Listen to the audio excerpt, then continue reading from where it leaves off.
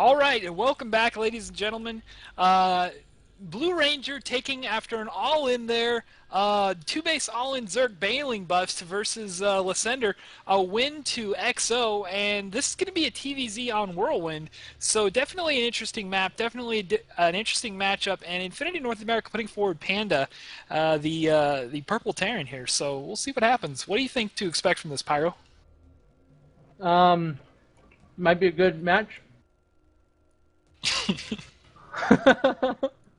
Also, I just got back. I assume that they invited you. Yeah, absolutely. We're headed into the game here, and yeah, it should Tell be them good to to end. go. Tell them to end the game because that's what they did for the other casters.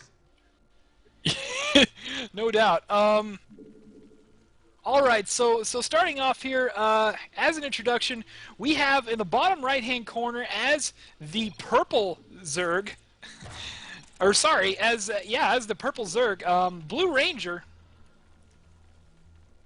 and in the bottom left-hand corner, Infinity North America's own Panda, not to be confused with my co-caster Pyro Panda. Who's not in the game? But it's all Wait, right wait, because wait, wait, wait, Pyro, you're not in the game? mm-mm. Oh man.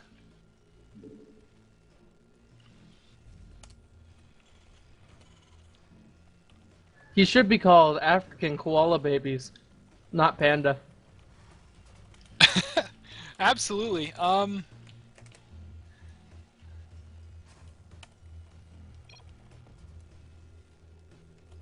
I believe we are going to restart. Yay! Yeah. Only makes things even.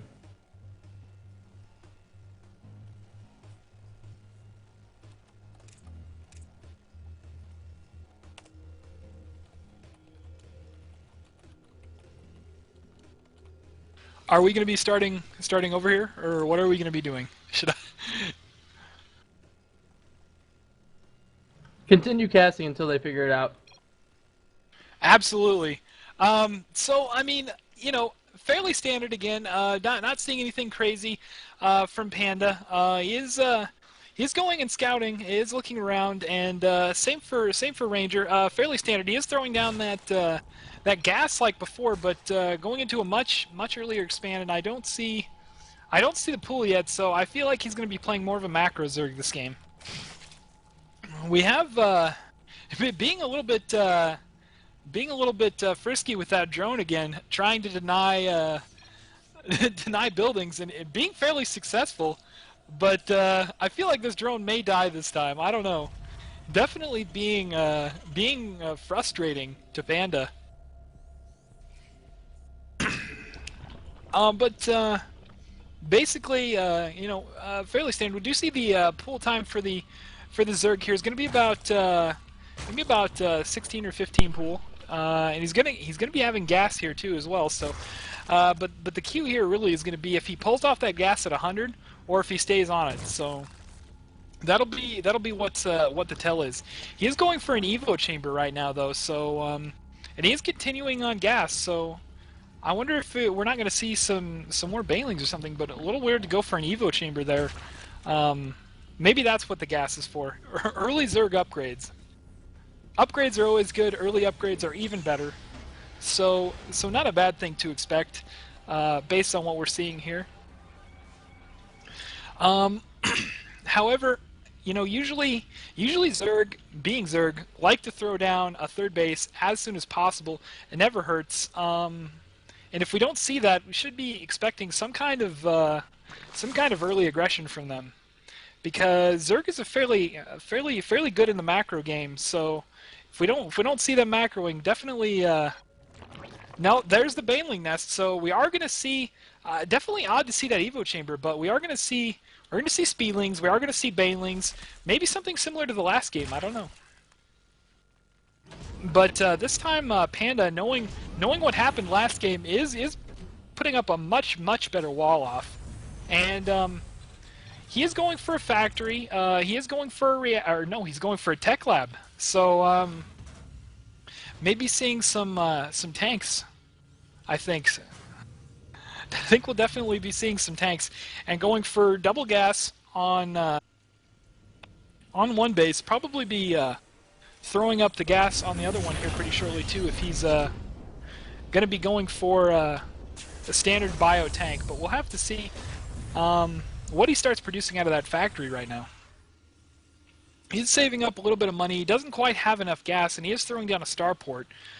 So fairly standard otherwise. And on the Zerg end of things, what we're seeing here, we've got a second Evo chamber and +1 carapace on the way, as well as a very, very late Zergling speed. I'm almost surprised not to see a Roachwarn because I feel like, oh, and he did actually cancel that Baneling nest, I think. I think once it got scouted, he canceled it just to mess with our Terran player's head. He messed with my head too because I didn't even see that. Has moved out of your channel. But yeah, he does not have absolutely does not have that Baneling nest. He must have canceled it, but he is going for Zergling speed, and he is taking a third on the back of this too, so we're going to see more of a macro Zerg.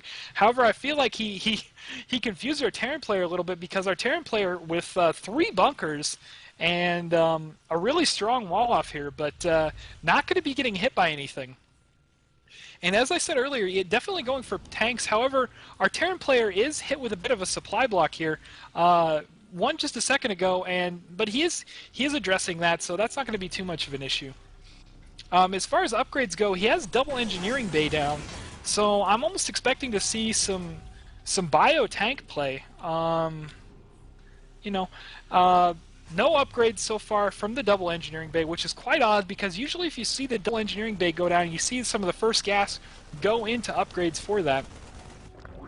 Our Zerg player, on the other hand, finally throwing down all of his gas, continuing to get upgrades, +1 melee attack, and so I think we're just going to see fairly standard, definitely at least progressing into mid game, because at the wall off here we have 8 Marines, we have 2 tanks. I don't feel like any sort of action is gonna happen. However, our Terran player is continuing to macro up now after noticing that our Zerg player I think he did notice that he canceled that Baneling nest, so not going to see that. However, our Zerg player going for burrows, so there may still be some cheesy stuff. Who knows? And he is getting that Baneling nest now again after originally canceling it to mess with his mind, and now he's getting it again. So we may see some burrow Baneling mines. Always interesting play when Terran Bio is involved, and he's throwing down what looks like we're gonna have 4 racks here, as well as a factory and a starport, and the factory taken off of the tech lab. So I wouldn't be surprised to see that factory transition into some widow mines. 2 tanks down only, so we may be transitioning mostly into bio here. A third base, a third command center is down for Panda, so we'll probably be seeing him expand fairly soon. He did throw out a Banshee, which I wonder. I didn't even notice that. I don't think it did enough damage, if any. I'll take a look here and see. It did kill 1 worker, but that's not really much. In terms of units, as far as the macro game goes, our Zerg player is winning, but we expect to see that. He's up 68 drones to 59 SCVs. Not a huge lead or anything like that. Just generally what we expect to see in a ZVT. I feel like our Terran player should be moving out here to secure his third fairly soon. He does have it as an orbital command. He does have some oversaturation on both his main and his natural. So wouldn't be surprised at all to see him sending out his third to take a new base, and he is picking up, also throwing down a 4th here, as well as 2 more racks. So I definitely think we're going to be transitioning into bio play, and I was wrong about the widow mines, but he is throwing out hellbats, and so with these. Yeah, and he's dropping some Hellbats right now in the base, doing a little bit of damage. However, this Spore Crawler and the Spine Crawler taking out, pretty much cleaned up. He is harassing the mineral line, but so far with the Banshee and the double Hellbat drop, he's only killed three drones. Not really worth anything. I mean, for a Zerg player, that's basically nothing. So I feel like our Terran player definitely needs to be taking his third right now. He is moving to do that. However, he's going to notice that the Zerg player has sent an Overlord there to poop all over his third base, so it's going to be delaying this quite a bit. I see Baneling speed and 2-2 upgrades for our Zerg, so wouldn't be entirely surprised to see this a little bit more Baneling heavy, and he did throw down a macro hatch, our Zerg player, so that probably means as well as a fourth, so he's definitely playing a long macro game here. Throwing down also an infestation pit and picking up some Vipers as well, and an Ultralisk Cavern. Man, this is going to progress way late game. And definitely dangerous if you're going bio, and I do see that Terran, he's kind of bio, he's kind of mech, he's like a combination, like he doesn't know which way he wants to go. He's got 4 Hellbats, it looks like, 3 tanks, and a good handful of Marines. Not too many medevacs, though.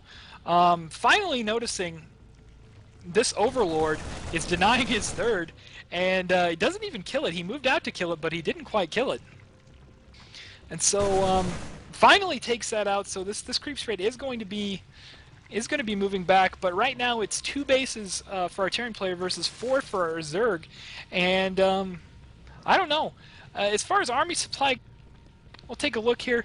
It's going to be 59 for our Terran player and 43 for our Zerg player, so actually 75 now for our Terran player, so maybe he might be pushing out with a little bit of a timing or something like that here. Because he's definitely macroed well over our Zerg. However, it's going to be moving out here. They're just Banelings. They were going to burrow, but they were stopped from burrowing with a scan. A very clutch scan by our Terran player Panda. He's moving out. He's destroying several creep creepers. Looks like he's going to take out a queen here. Oh, the queen barely escaped.